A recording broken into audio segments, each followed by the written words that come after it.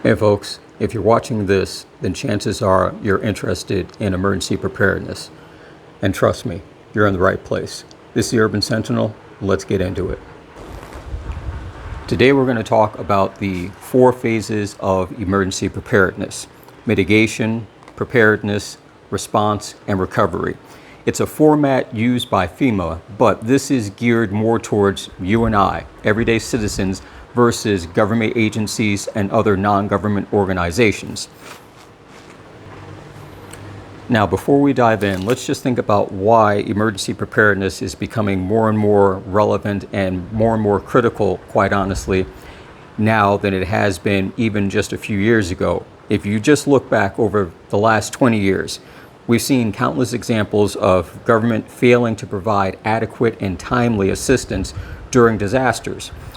And these types of emergencies, they're not one-offs. They are a continuous process. I mean, you think about Hurricane Katrina, the California wildfires. You think about Hurricane Maria that hit Puerto Rico.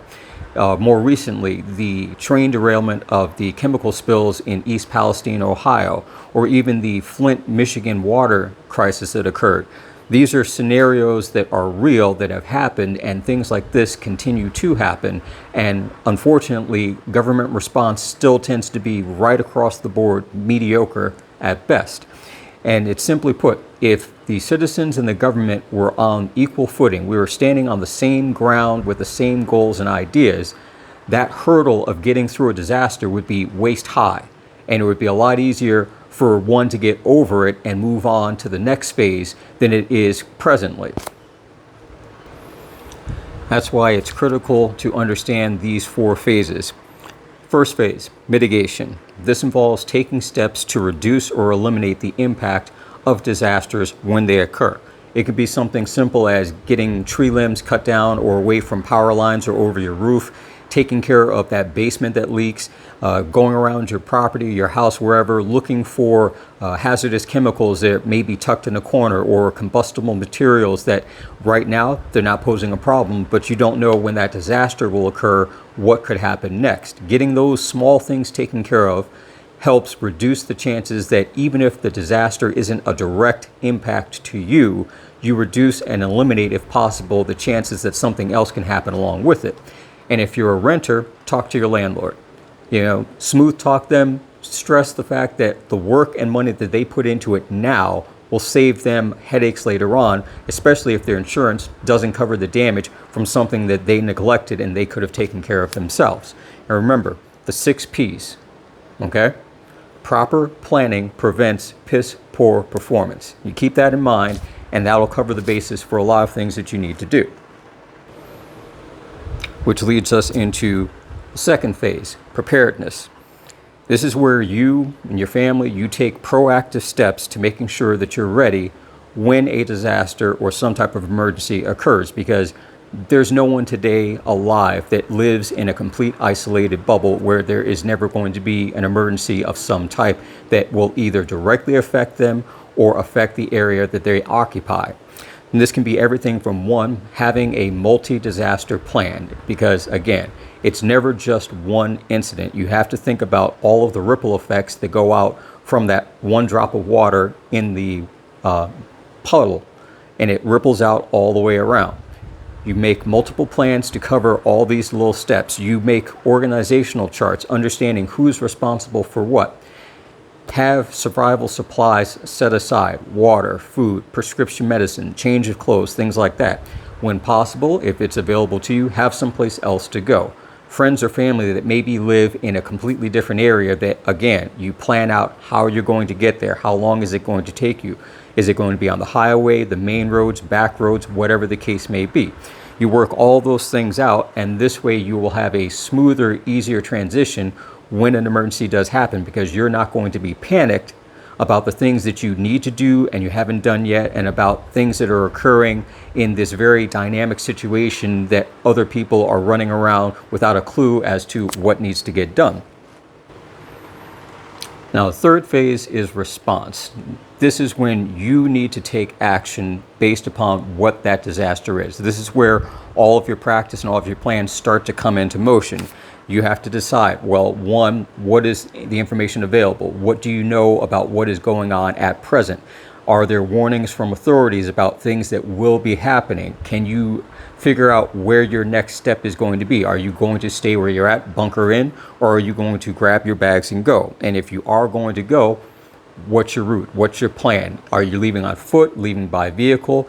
Is it just you? Are you bringing other people with you? Do you have a rally point or a meetup with other people that might be part of a group and you'll all go to that location together?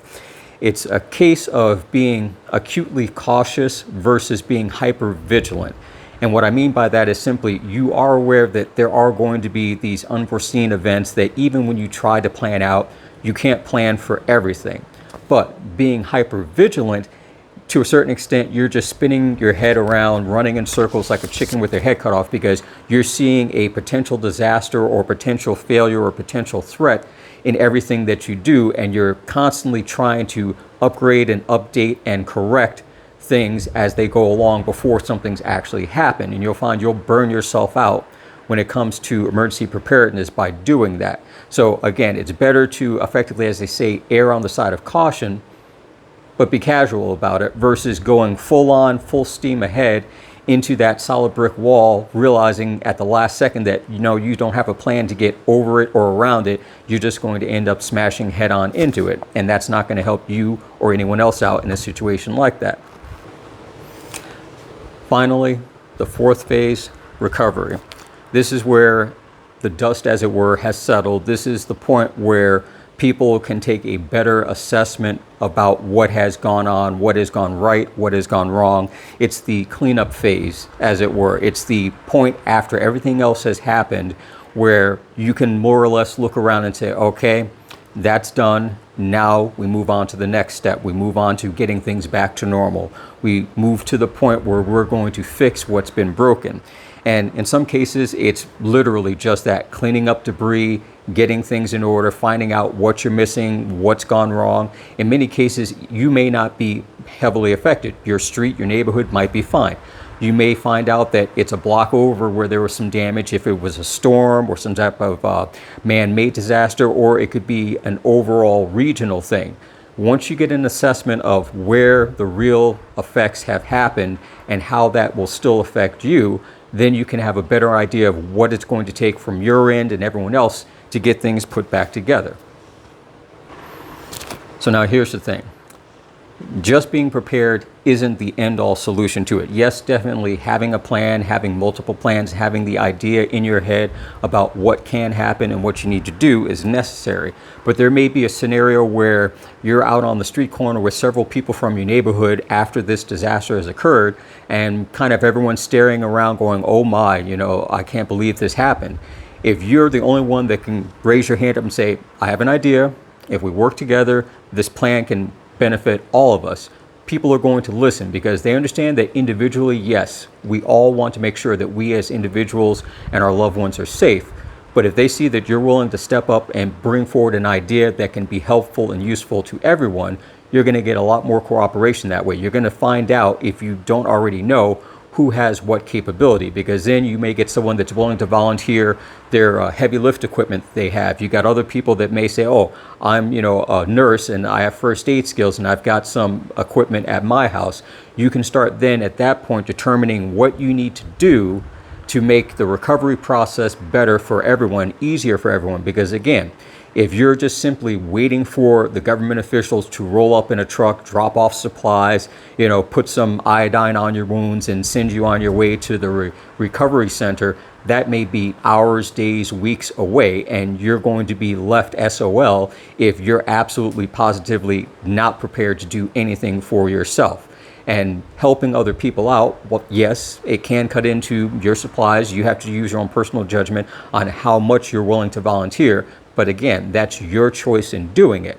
But being prepared to work together as a community makes it better for everyone that's there, rather than each person trying to fend for themselves and possibly making a situation worse.